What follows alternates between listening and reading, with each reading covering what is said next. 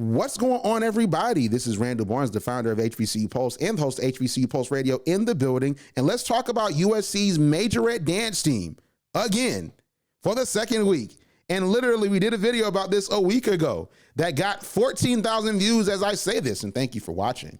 But I can't believe that we're still talking about this as a hurricane is coming and we have different stuff going on. Football games might get canceled, but let's go on and get into it and do a follow-up. So the Cardinal Divas of SC, they have a Majorette Dance Team now at the University of Southern California that was started by this young lady that attends the institution. Her name is Princess. She is a dancer and she started this Majorette Dance Team, and she dropped the video on last Sunday, on Sunday night, where she talked about how she started this team. She started a Majorette team at her PWI. And she dropped that video. She was super proud of it. And HBCU graduates weren't.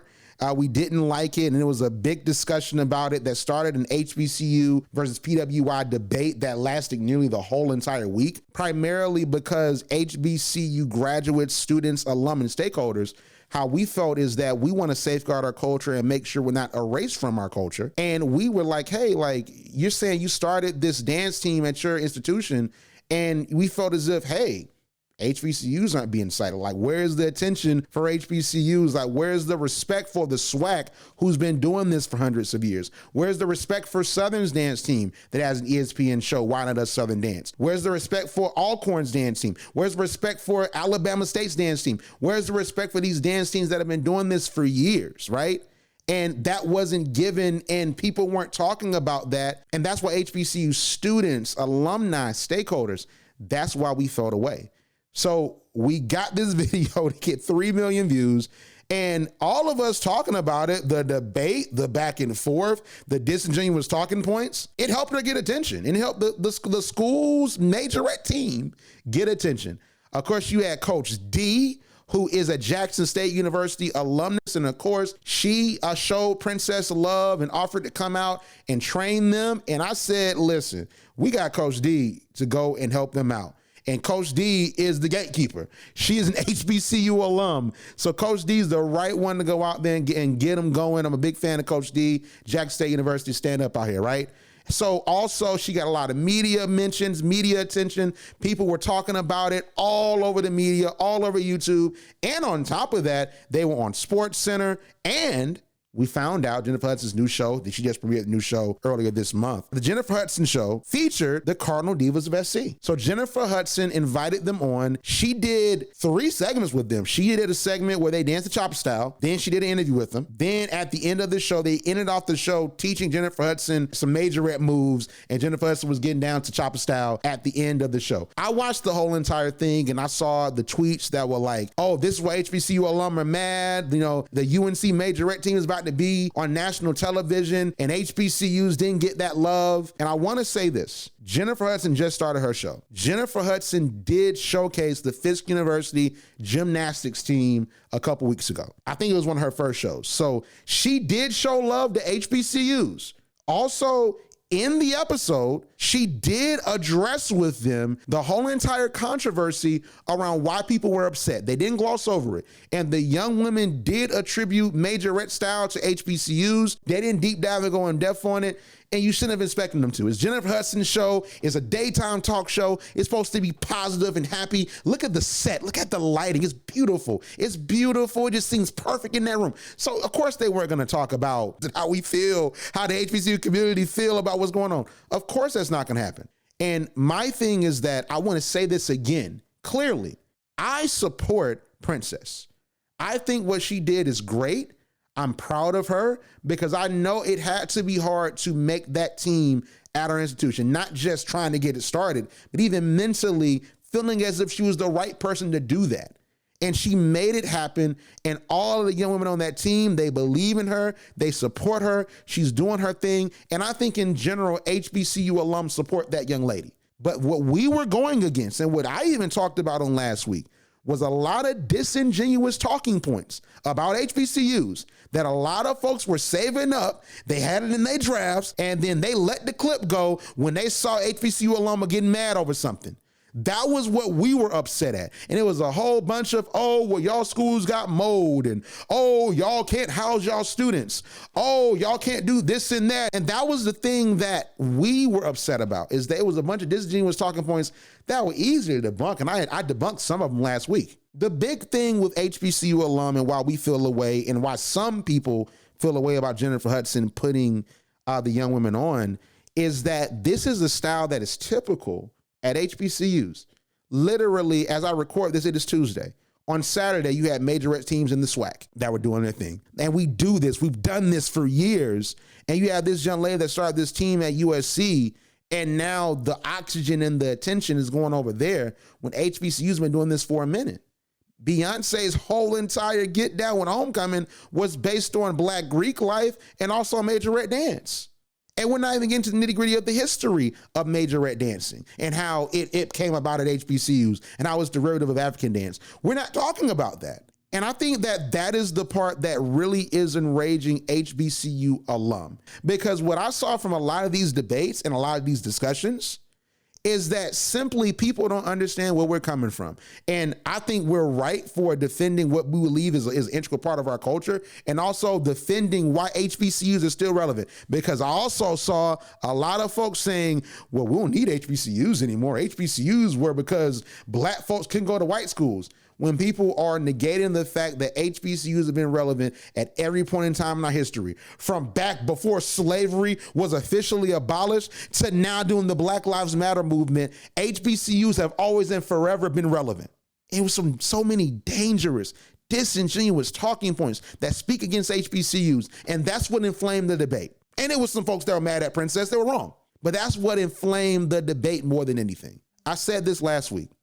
As HBCU students, alum, faculty, staff, stakeholders, even parents of HBCU students, what we are charged to do consistently is we have to defend our institution, our culture, and our ways of life, and why HBCUs are needed in this environment.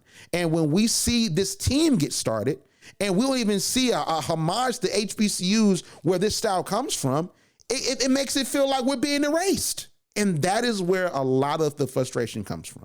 But watching the interview on Jennifer Hudson Show, I don't think it was bad. And it was one moment that really stuck out to me, and I think it was telling. Jennifer Hudson, at the end of their segment where she talked to the crew, I watched the whole entire thing. It was a moment where Princess saw that Jennifer Hudson got the whole entire team these tops they can dance in, and had the Jennifer Hudson Show logo on the back. And you just saw Princess just become overwhelmed with joy, and she started crying. And then Jennifer Hudson and her team started to embrace her as they went to commercial break. Y'all, I think this really wore on Princess. I think that this wasn't just some casual thing. I honestly do not think that Princess means to inflame this big Twitter war and this big war of words where HBCUs were being invalidated. That's not what she intended.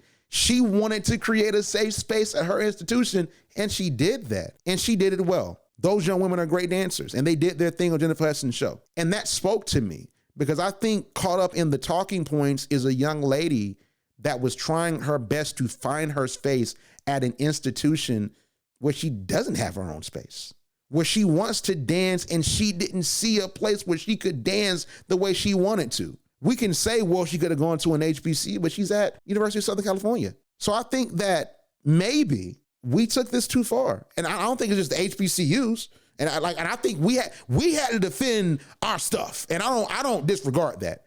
But I think maybe we took this too far. And can we stop talking about it now? Can we stop talking about it? You know what I'm saying at this point? Because it's like she's on Jennifer Hudson. They might be on Good Morning America in a few days. Who knows?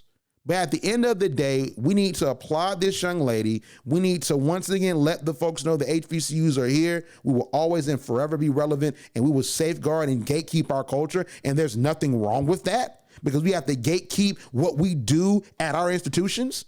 But at the same time, we can celebrate that young lady and move on. It's more pressing things to worry about. It's more pressing things to talk about.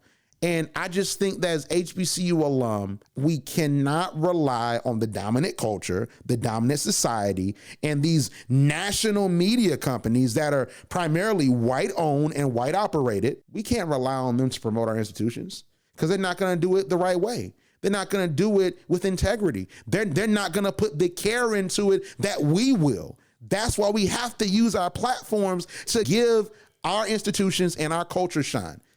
That's what we're trying to do here. I'm not trying to be self-aggrandizing. I'm not trying to pat myself on the back, because there's other companies that are doing it just as good as us, if not better. But I think we're looking at the wrong place for a level of validation and for us to be seen. I think we have to give that validation to ourselves. And I think we have to tell our own story and continue to tell our own story and elevate the platforms that are telling our story. We support Princess. I love the Jennifer Hudson appearance. It was very interesting, and they did talk about the controversy. And I implore you, if you can, hopefully they'll put the whole segment up on YouTube. I will link it in the description if you're watching this on YouTube. But the big thing here is that we just have to move forward. We have to continue to safeguard our institutions and let these kids that are in high school and in middle school and that want to dance and that want to do these different things and that want to get the HBCU culture, we have to let them know that they can come. We can get them a scholarship. Like, they can come. Like, it's more schools than just Morehouse and Spelman and Howard. You got state schools you can go to that have these teams. You have SWAT schools you can go to that have these teams. It's different places you can go. It's 101 HBCUs, choose one. And if you want to go to an HBCU and you want to get this experience in culture, we have to let it be known and on the West Coast what HBCUs are and how these students, how these amazing minds and these Black folks that want to continue to live and be in an enriching Black experience, how they can get to that experience and how they can continue to build upon what we do at HBCUs. But we have to support our folks that don't go to HBCUs and let them know, like, man, it's no beef, it's no issue, it's no smoke. Because at the end of the day, we're all getting the same degree. We're like, our experiences might be different, but at the end of the day, we all at the same jobs. We all getting the same experiences. And we cannot pit ourselves against each other, because at the end of the day, the HBCU experience is valid, but at the same time, I'm defending your right to create a space where you are. And that's just the end of it. And that's how I feel about it. But what do you think? So make sure, you guys continue to talk about this in the comments. But let's move on after a while. Let's move on. Let's talk about something else, all right? But nevertheless, thank you so much for tuning in. Make sure to follow HBCU Pulse on Instagram at HBCU Pulse, on Twitter and TikTok at the HBCU Pulse. Make sure to subscribe to our podcast feeds on Apple Podcasts, on Spotify, on iHeartRadio. Wherever you get your podcast, just search HBCU Pulse Radio. And finally, make sure to watch our channel on HBCU League Pass, channel 201, if you're not watching on it already. And if you're not on YouTube right now, make sure to subscribe to our YouTube HBCU Pulse. As I say this, we're at 16,100 subscribers. Thank you so much. But outside of that, we will see you on the other side. Like what you hear? Yeah. Subscribe to HBCU Pulse Radio on Apple Podcasts, Spotify, or wherever you get your podcasts. Also, head to HBCUPulse.com to stay up to date on what's going on in the HBCU community. Thank you for listening to HBCU Pulse Radio.